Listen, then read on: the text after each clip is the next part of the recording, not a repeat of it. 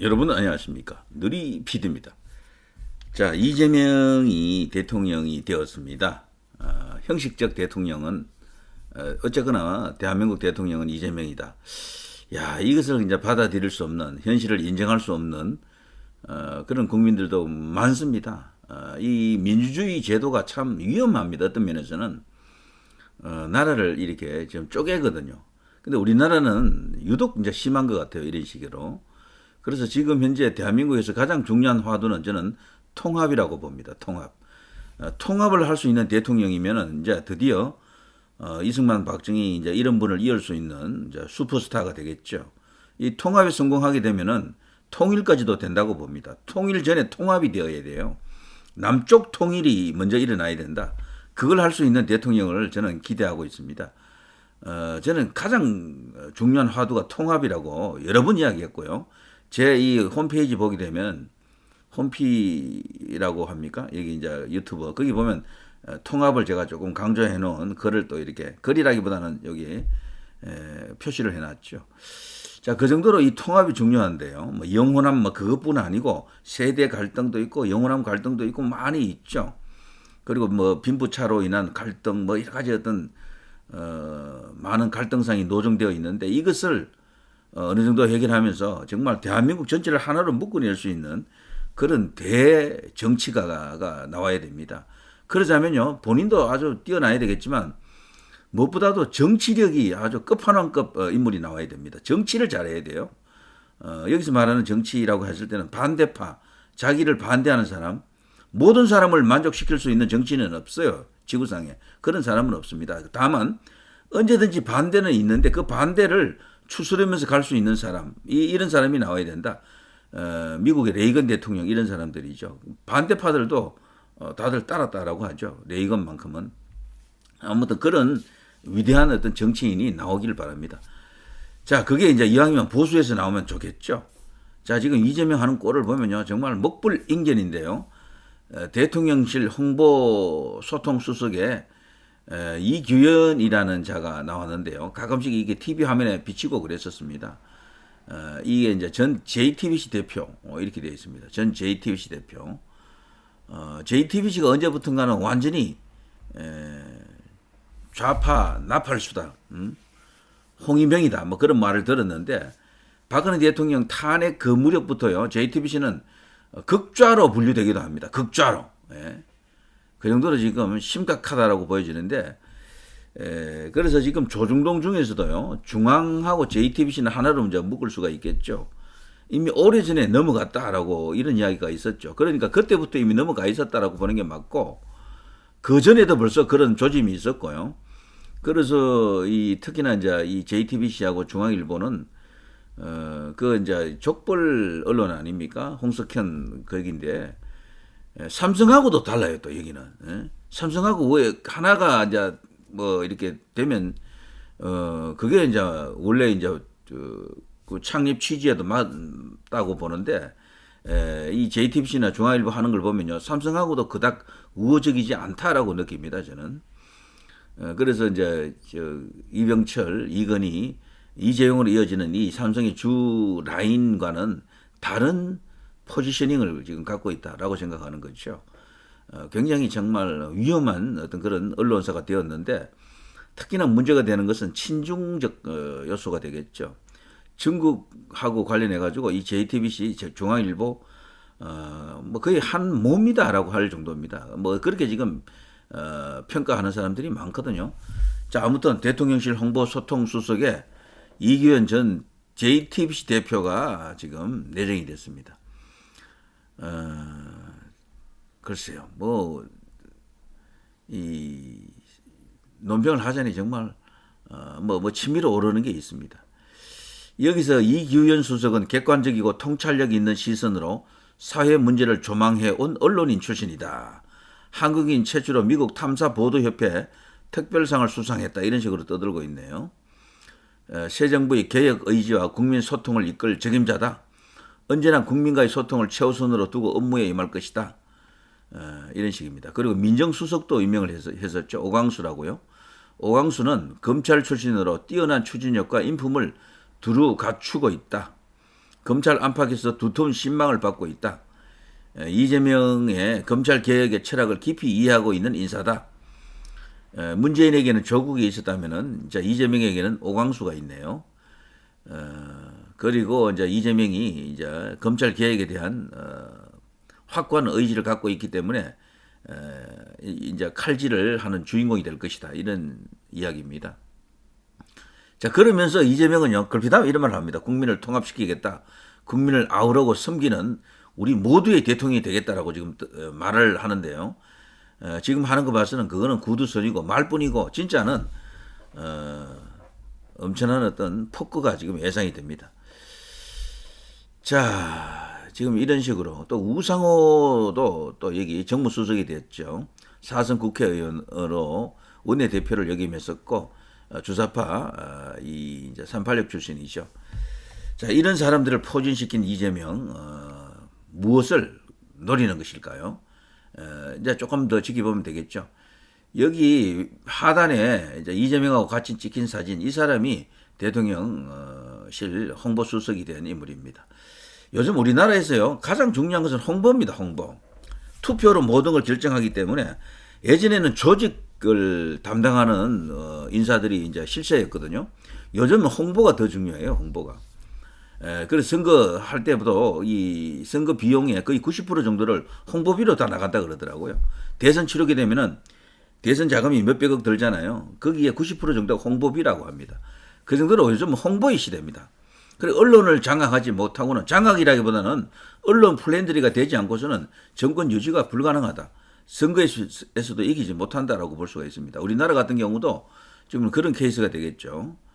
자, 아무튼 이런 식으로 저기 동아일보 기자 출신 중에요. 이정훈 기자라고 있잖아요. 이분이 유튜브를 하고 있거든요. 정년퇴직을 했더라고. 이분이 참 영민하신 분인데 말도 꼬잘하고 채널 A 거기도 시사 프로그램에 자주 출연해서 자신의 의견을 말하고 그랬었는데요. 이분이 최근에 했던 방송 중에 이제 이런 이야기가 있습니다. 자기가 동아일보 출신이지만 동아일보는 이미 넘어갔습니다 이러더라고요. 그리고 그렇게 말하면서 중앙일보는 이미 그전에 넘어갔다. 이런 말을 했어요. 중앙일보는 이미 그전에 넘어갔다. 동아일보도 넘어갔다. 어디로 넘어갔습니까?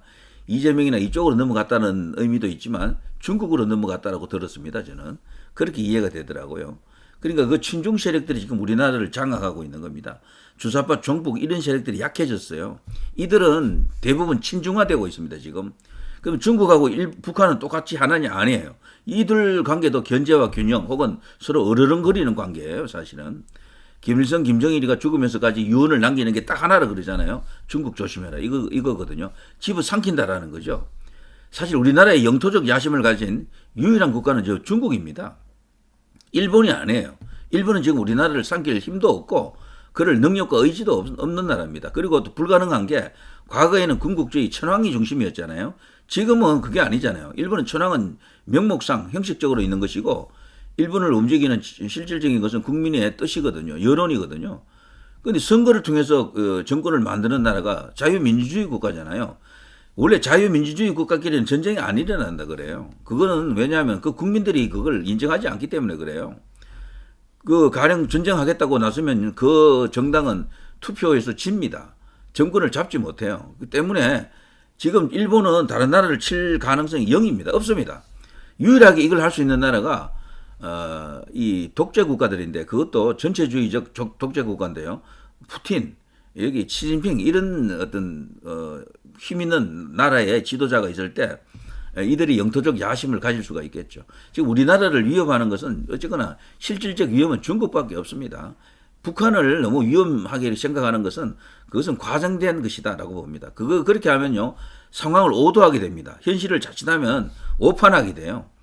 북한을 주적으로 막 여기는 그거는 옛날에는 맞았어. 지금은 어렵습니다. 북한이 우리나라를 집어삼킬 수가 없는 것이 우리나라가 지금 너무 커져가지고 이 경제 규모 자체가 뭐 100배 정도 차이 난다 그러죠. 100배. 누구 말로는. 뭐 정확한 수치는 안 나와요. 보통 50배에서 100배 뭐 이렇게 말하는데 이거는요, 이 뱀이 뭐 뭔가 먹이를 먹을 때 자기보다 몸 좀 큰 거를 먹을 수는 있잖아요. 이게 늘어나니까 쫙 이렇게 늘어나거든요. 삼킬 때. 근데 그것도 2배 정도지 100배, 50배 이런 경제 규모를 가진 나라를 삼키는 것은 전 세계 역사상에 한 번도 없었습니다. 삼키다가 배 터져 죽어요. 그래서 그건 불가능하고요. 그 단계는 이미 넘어갔습니다. 넘어갔고, 이제 굳이 이제 위험성을 따진다면 중국이죠, 중국. 근데 지금 친중 세력들이 계속해서 우리나라를 지금 야금야금 먹어가고 있다. 지금 우리나라 제주도 같은 경우는 벌써 반중국화 되었다 그러죠. 그 완전 문호가 개방이 돼가지고 중국이 그 땅 주인인 곳이 엄청나게 많습니다. 거기뿐이겠습니까? 우리나라 용산도 지금 일부 지역에서 중국 사람들이 가져갔죠. 그리고 춘천 뭐 그쪽에도 그런 게 있다 그러고 뭐 우리나라에 지금 곳곳에 중국 사람들이 땅을 사들이고 있는데 이런 속에서 이정훈 기자 그 사람 말로는 동아일보도 넘어갔다. JTBC는 중앙일보는 그 전에 넘어갔다. 이제 남은 것은 조선일보 하나입니다. 이러더라고요. 우리가 보기에는 조선일보도 탐탁지 않지만 그나마도 조선일보 같은 그런 언론이 대형 언론이 버텨줘야 된다 이런 이야기죠. 대한민국의 기둥들이라고 봅니다. 어쨌거나 그런 것들이 이제 무너지고 있다라는 이야기죠. 이제 남아 있는 것은 유튜브하고 광장밖에 없다 이런 말이 있는데 그거는 너무도 그러면 우리가 지금 막다른 골목에 처해 있다 이런 이야기도 되겠죠. 그래서 국민의힘이 정말 미흡하지만 똘똘 뭉쳐서 싸워주기를 이제 기대할 수밖에 없습니다. 지금 일어나는 것은 전부 제도권 안에서 일어나기 때문에 우리가 지금 뭐 바깥에서 아무리 이야기를 해도 먹히지가 않잖아요. 전달이 안 된다니까 그쪽으로. 때문에 어쨌거나 미우나 공우나 조선일보, 채널A, 뭐 또 이게 TV조선, 국민의 힘, 뭐 이런 어떤 제도권 내 세력들이 힘을 모을 수 있도록 뭔가 이렇게 계기를 만들어야 할 것 같습니다. 자, 여기 보시면요. 중국화, 우리나라가 지금 얼마나 위험한 나라인지 중국 정부가 중국인들의 한국 이민을 적극 권장하고 있다. 중국 포털 바이두에서 자세한 방법과 장점을 설명하고 있다. 엄청나게 몰려올 겁니다. 이제 앞으로 한국은 우리 땅 뭐 이런 식이 되겠죠. 자, 이거 다른 이슈 모든 것을 압도하는 것이 중국 이슈입니다. 중국 이슈. 그리고 대한민국 정치판을 이렇게 어지럽게 만들어 놓은 그 배경도 결국은 중국이다 이렇게 봐야 되겠죠. 자, 거기다가 헌법재판관에 이재명 변호사 이승엽 거론하고 있다. 이승엽이라 그러니까 빨갱이 이승엽 생각나네요. 자, 대통령실 이해충돌 이해 안 돼. 이게 이해충돌이 아니면 도대체 뭐가 이해충돌입니까? 아니 자기 변호하던 변호사를 헌법재판관에 임명한다. 자기가 나중에 헌법재판소에서 재판받을 수도 있거든요. 윤석열 대통령처럼. 이건 이해충돌이 맞잖아요. 이런 식으로 뻔뻔하기 그지없습니다. 자, 이렇기 때문에 정말 큰 위기입니다. 보통 독재 그러는데 독재도요. 여러 가지 성격이 있어요. 박정희 대통령이나 이런 분의 독재는 위대한 독재죠. 위대한 독재. 독재는 맞는데 자신을 위한 독재는 아니었거든. 그야말로 국민과 나라를 위한 독재. 저는 편하게 생각합니다. 박정희 대통령을 그냥 왕으로 생각해요. 그냥 왕 같은 사람이다. 능력 출중한 세종대왕보다도 더 뛰어난 능력을 가진 그런 왕이었다 이렇게 생각하십시오. 그러면 다 이해가 된다고. 그리고 뭐 나쁜 짓 한 것도 없어. 박정희 대통령은. 자, 그런 분이 있는가 하면요. 괴물 독재가 있죠. 요즘 이재명을 이야기할 때 이제 우파에서 괴물 독재, 특히 국민의힘에서도 괴물 독재라고 하더군요. 괴물 독재의 출현인데 저걸 그냥 이대로 보고 있어야 됩니까? 민주주의가 좋은 것 같지만요. 얼마나 위험한 제도인지 다 드러났잖아요. 선거에서 이겨버리면 다 끝나거든. 투표에서 이기면 다 끝나버린다고. 자, 다음 선거가 지방선거가 있고요. 1년 뒤입니다. 1년도 안 남았어요. 약 한 10달 남았는데 한 몇 달만 지나면 바람이 불 겁니다. 그 다음에 이제 총선이 옵니다. 대선보다도 더 중요한 게 총선입니다. 총선에서 지면은 아무것도 안 된다. 151석, 머리가 그냥 깨지더라도, 맨땅에 헤딩을 하더라도 151석은 반드시 해야 되겠죠. 지난 총선도 사실 이길 수가 있었습니다. 그런데 두 가지 관점에서 제가 잠깐만 이야기하겠습니다. 윤석열 중심으로 가든지, 한동훈 중심으로 가든지 둘 중에 하나가 결정이 됐었어야 돼요. 그게 중간에 충돌이 일어나면서 그냥 망한 것이다. 어느 한쪽으로 갔으면 이겼습니다. 저는 그렇게 생각합니다.